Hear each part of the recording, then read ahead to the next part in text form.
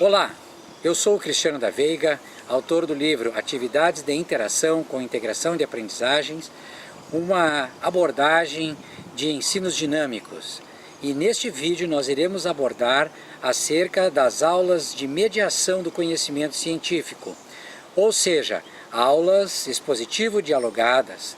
Quais são as maneiras que nós podemos fazer para que a aula expositivo-dialogada possa ter a participação dos estudantes no seu processo? Venham conosco, assista esse vídeo e veja como organizar e tornar suas aulas mais atrativas.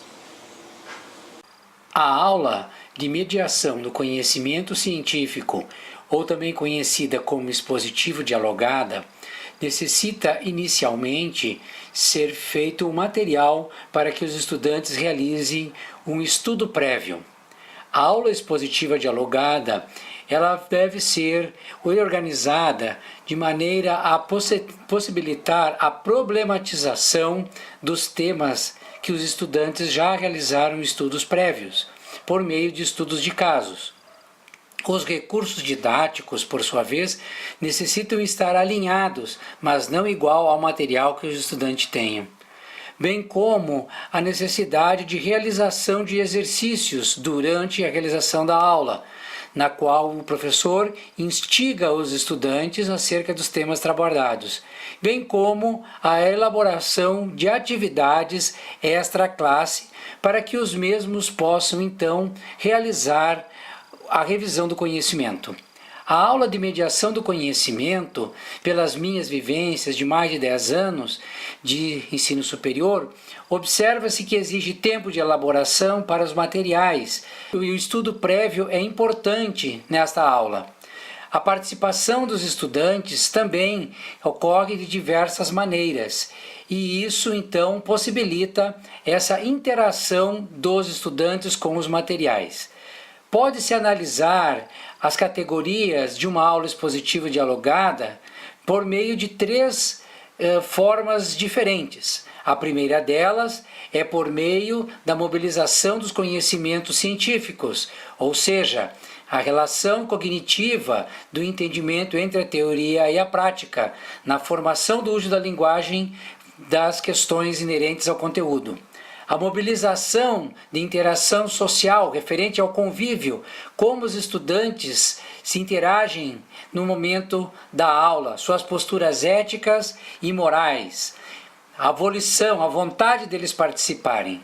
E, por fim, a terceira categoria de mobilização política refere como os estudantes relacionam o poder, a sua autoridade, a forma que eles elaboram os seus diálogos em aula, como acontece a responsabilidade, como os estudantes se dividem nos grupos de trabalho, como eles se interagem entre eles.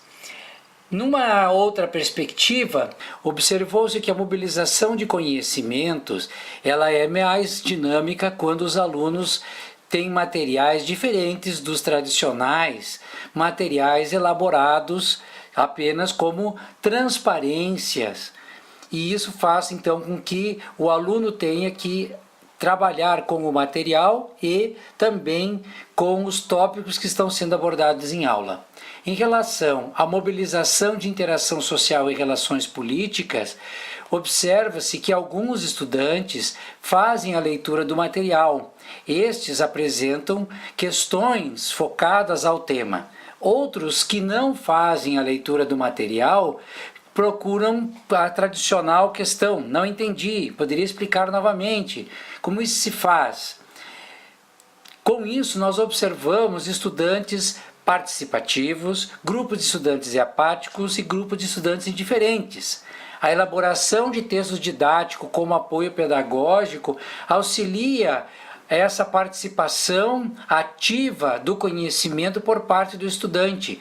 E isso faz com que a aula se desenvolva de uma forma mais organizada e mais participativa. Também observa-se que nos aspectos relacionados aos processos de estudos, quando o estudante procura realizar esse conhecimento prévio, ele vem e participa mais conscientemente da aula, elaborando uma lógica mental ativa desses conhecimentos que propicia um desenvolvimento teórico do seu aprendizado. Essas são, então, algumas considerações acerca de como elaborar uma aula de mediação do conhecimento, também conhecida como expositivo dialogada.